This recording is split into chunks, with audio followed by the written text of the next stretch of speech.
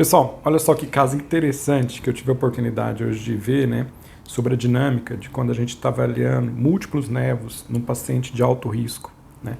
Então, olha só que caso interessante. Vamos lá, vamos usar primeiro o quadro que eu queria a opinião de vocês. A pergunta que eu gostaria de fazer para vocês é qual dessas 6 lesões apresentadas aqui que vocês elegeriam para exerese? Ou seja, você só tem a oportunidade de tirar uma das lesões. Então você tiraria a lesão 5, a lesão 15, a lesão 25, a lesão 30, a lesão 20 ou a lesão 10 que está aqui em cima. Então essa é a primeira pergunta. Porque nesse contexto dessas 6 lesões, várias delas têm características que chamam a atenção, como aqui, ó. Se a gente puder aumentar, a lesão 5 com certeza tem a presença de rede pigmentar atípica, aqui tem área amorfa, o blot, acastanhado enegrecido, aqui tem uma rede excêntrica atípica, e se a gente caminha para as outras lesões, a gente vai perceber também que aqui tem uma rede pigmentar mais atípica nesse polo. Nessa outra lesão aqui, a gente tem algumas áreas que lembram uma rede invertida, aqui novamente. Então, várias delas, talvez eu indicaria sim a exerese. Essa última aqui, ó, tem aqui uma área de rede pigmentar atípica, outra área, é uma lesão também extensa, que se a gente for procurar, a gente vai estar sempre acabando de achar um critério ali que levanta a suspeição. É claro que nenhuma delas tem um critério de alta especificidade, ou seja, nenhuma delas aí tem uma comprovação de uma atipia tão intensa a ponto de pensar já diretamente no melanoma, mas todas elas têm alguma coisa que incomoda. Então, nesse quadro de 6 lesões, talvez eu acompanharia as 6, que seria prudente ali numa reavaliação de 6 meses ou 1 ano, para ver quem está tendo dinâmica de crescimento e mudando. Ou talvez eu resolveria tirar algumas delas, né? Mas como eu só posso tirar uma, qual delas eu removeria? Só o tanto que muda a interface na avaliação desse caso quando eu mostro os dados clínicos e a história clínica. As lesões, uma delas, né, somente, é desse paciente.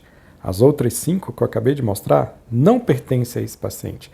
Então é um paciente aí de cabelo ruivo, barba ruiva e já tem um antecedente familiar e pessoal de melanoma. Então, frente a esse paciente que tem poucos nevos melanocíticos para serem avaliados, aqui tem até uma cicatriz do melanoma que foi removido recentemente e agora vai fazer ampliação.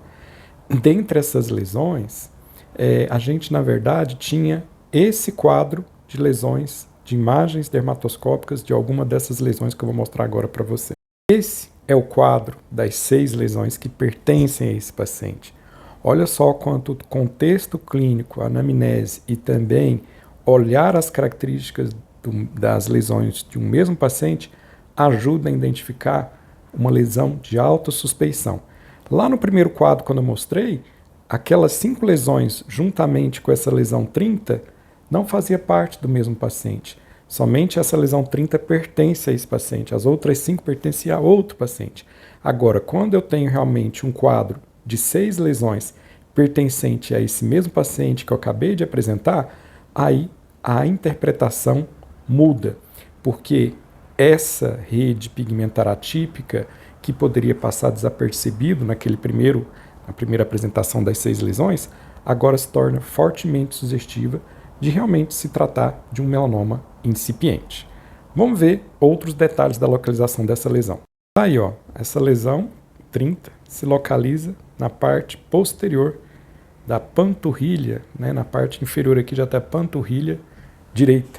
Então é uma lesão que realmente clinicamente já chamava atenção. Vou mostrar agora a foto macro dessa lesão. Essa é uma das fotos macros da lesão, lesão 30, né, onde a gente vê já essa assimetria, né, que a lesão apresenta na distribuição das cores na visão macroscópica. Vou mostrar uma outra imagem. Essa é uma outra imagem mostrando em luz não polarizada as imperfeições na superfície dessa lesão, né? E também a regularidade da distribuição desse pigmento. E por final, a dermatoscopia. E aqui está a dermatoscopia. A dermatoscopia, olhando isoladamente, é uma lesão que não chama tanta atenção. Uma rede pigmentar típica, com esmaecimento na periferia, e no outro polo, aí sim, né, uma rede pigmentar atípica, com uma interrupção um pouquinho abrupta aqui no polo inferior aqui. Mas, só caracterizando a rede pigmentar atípica, a rede pigmentar atípica não é um forte fator preditivo para se enquadrar já e pensar diretamente que vai ser, com certeza, uma especificidade alta para um possível melanoma. Agora, se a gente olha o contexto, tanto da história clínica do paciente ser ruivo, antecedente de melanoma, e as outras imagens das outras lesões que participam da identidade néfica desse paciente, sim, a gente já sabe que essa lesão provavelmente vai se revelar no histopatológico um melanoma verdadeiro. Então, esse caso, né, como o mapeamento pode contribuir para justamente a gente poder localizar essas lesões que têm critérios dermatoscópicos de baixa especificidade, porém, mapeamento, né, olhando todas as outras características das outras lesões presentes no corpo do paciente, a gente vê ali através da identidade néfica qual que é a lesão realmente que deve ser removida e que provavelmente vai revelar no histológico um possível melanoma, dando assim um excelente prognóstico para o paciente, abortando, né, essa lesão ainda em estadios iniciais, tá bom? Então fica a dica aí da identidade néfica, que é importante para quem realiza os mapeamentos corporais no dia a dia da prática diária.